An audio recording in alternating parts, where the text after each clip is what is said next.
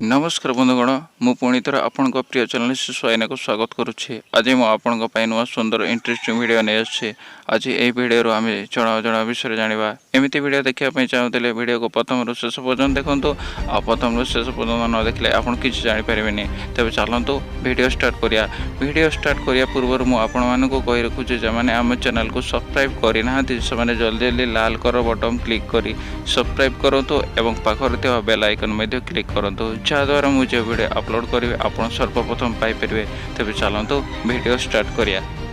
आज प्रथम प्रश्न साहित्य दर्पण पुस्तक रचयिता नाम कौन? उत्तर विश्वनाथ कविराज। परवर्ती प्रश्न तमिल रामायण रचयिता नाम कौन? उत्तर काम्बाना। परवर्ती प्रश्न तेलुगु महाभारतर रचयिता किए? उत्तर नानय। परवर्ती प्रश्न अमुक्त मल्लव पुस्तकर रचयिता किए? उत्तर कृष्णदेवराय। परवर्ती प्रश्न माटी मटाड़र लेखक किए? उत्तर गोपीनाथ महांती। परवर्ती प्रश्न नीति शतकर लेखक किए? उत्तर भर्तहरि। परवर्ती प्रश्न सत्यति प्रकाशर लेखक किए? उत्तर स्वामी दयानंद सरस्वती। परवर्ती प्रश्न कूलबुद्ध पुस्तक पई किए सारड़ा पुरस्कार पाइथिले? उत्तर सुरेंद्र महांती।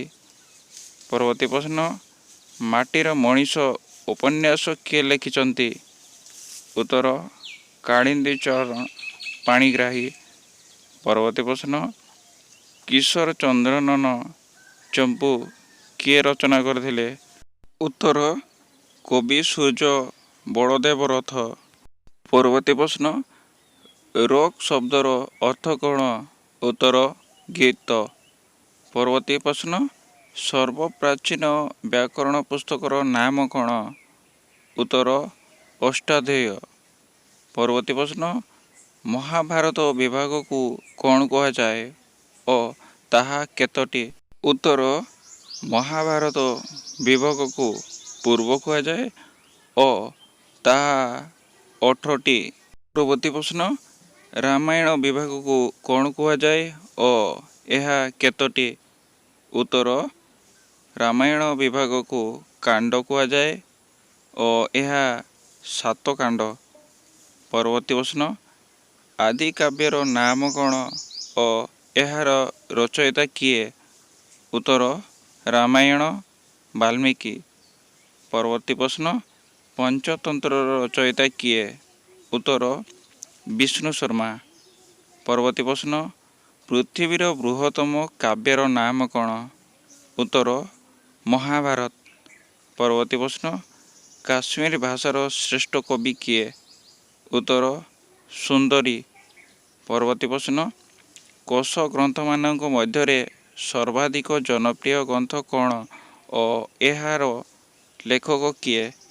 उत्तर अमरकोश अमर सिंह। परवर्ती प्रश्न भारतीय ज्ञानपीठ पुरस्कार प्रतिष्ठाता किए? उत्तर श्री शांति प्रकाश जैन। परवर्ती प्रश्न सर्वप्रथम हिंदी गल्पर नाम कौन?